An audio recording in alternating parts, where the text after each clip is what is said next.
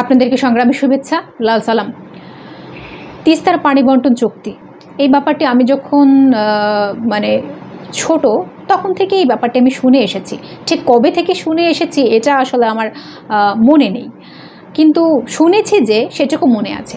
আর যবে থেকে বুঝতে শিখেছি, যবে থেকে পলিটিক্স নিয়ে ন্যূনতম পড়াশোনা কিংবা পর্যবেক্ষণ, সেই সময় থেকে তো জানি, কিন্তু তিস্তার পানি বন্টন চুক্তি নিয়ে শুনেছি ঠিক কবে থেকে সেটা আসলে মনে করতে পারছি না।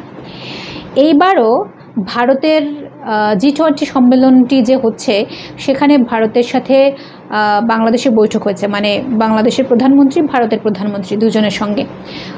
যাওয়ার আগে আমি শুনেছি যে এবারও তিস্তার পানি বন্টন চুক্তি নিয়ে কথা হতে পারে, একটা সুরাহা হতে পারে। এখন প্রশ্ন হচ্ছে যে এই তিস্তার পানি বন্টন চুক্তির মূলা কতকাল আর বাংলাদেশের জনগণের সামনে ঝোলাবে? বাংলাদেশের জনগণকে কি তারা এতই বোকা মনে করে যে এখনও পর্যন্ত এই যে ভারতে যাওয়ার সময়ই এই তিস্তার পানি বন্টন মূলা জনগণের সামনে ঝোলানো হয়? জনগণকে কি গাধা পেয়েছে যে মূলা দেখিয়ে দেখিয়ে তাদের সেই মূলার পেছনে পেছনে চলতে বাধ্য করবে? কিন্তু বাধ্য করা যাবে কি যাবে না, তার থেকে ইম্পর্টেন্ট ব্যাপার হচ্ছে যে আওয়ামী লীগ কিন্তু সেই মূলাটা ঝুলিয়ে যাচ্ছে। কানে কলম লাগিয়েছি, কলম বা পেন্সিল। ছোটোবেলায় বাবাকে দেখতাম, বাবা যখন কোনো কিছু পড়াশোনা করেন কিংবা লেখালেখি করেন, তখন এরকম একটি কলম অথবা পেন্সিল কানে এরকম গুজে দিতেন। আমি মনে মনে ভাবতাম যে এই কলম বা পেন্সিল কানে গুজে দিলে হয়তোবা যা পড়াশোনা করছেন সেটি হয়তো মনে থাকবে বেশি করে, অথবা কোনো একটা বেনিফিট তো নিশ্চয়ই আছে। তো বড় হওয়ার সাথে সাথে বুঝতে পারলাম যে আসলে কানে কলম গুজার কোনো মানে নেই। কানে কলমটা এই জন্যই গুজে, হয়তো কলমটা যাতে হারিয়ে না যায়, চাইলেই এখান থেকে নিয়ে আবার লেখালেখি করা যায়। তো আওয়ামী লীগে যে বারংবার তিস্তার পানির চুক্তির মূলা জনগণের সামনে এই যে এরকম ঝুলিয়ে রাখে, এটারও কিন্তু কোনো মানে নেই। এটি বাংলাদেশের জনগণ নিশ্চয়ই বুঝে গিয়েছেন, কিন্তু আওয়ামী লীগ এখনও পর্যন্ত নির্লজ্জের মতো সেই তিস্তার পানি বন্টন চুক্তি জিকির তুলেই যাচ্ছেন, যেটির আসলে কোনো সুরাহা করতে তারা পারছেন না। এখন এই শেষ পর্যায়ে এসে তিস্তার পানি বন্টন চুক্তি হবে ভারতের সঙ্গে, এটি পাগলের বিশ্বাস করে? আমার মনে হয় না যে সেটা বিশ্বাস করার কোনো কারণ আছে, কিংবা সেই চুক্তি হওয়ার কোনো বাস্তবতা আসলে এখানে আছে।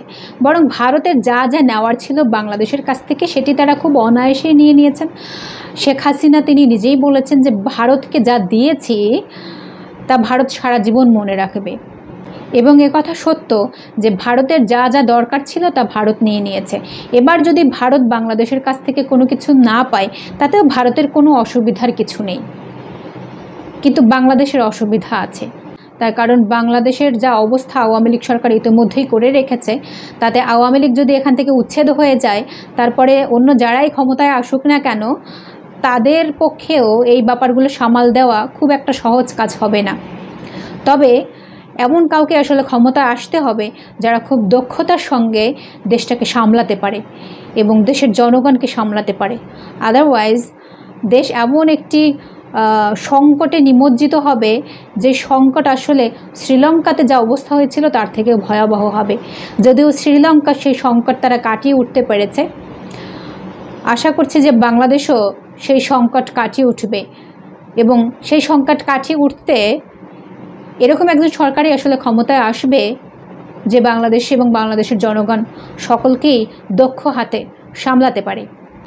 ভিন্ন কোনো দেশের মুখাপেক্ষী হয়ে নয়, বরং ভিন্ন দেশের সাথে সম্মানজনক পররাষ্ট্রনীতি বজায় রেখে, সম্মানজনক সমঝোতা বজায় রেখে তারপরে যাতে আসলে এখানে দেশটিকে সুশৃঙ্খলভাবে চালাতে পারে, কারো কাছে দেশকে বিকিয়ে দিয়ে যাতে ক্ষমতায় টিকে থাকতে না হয়।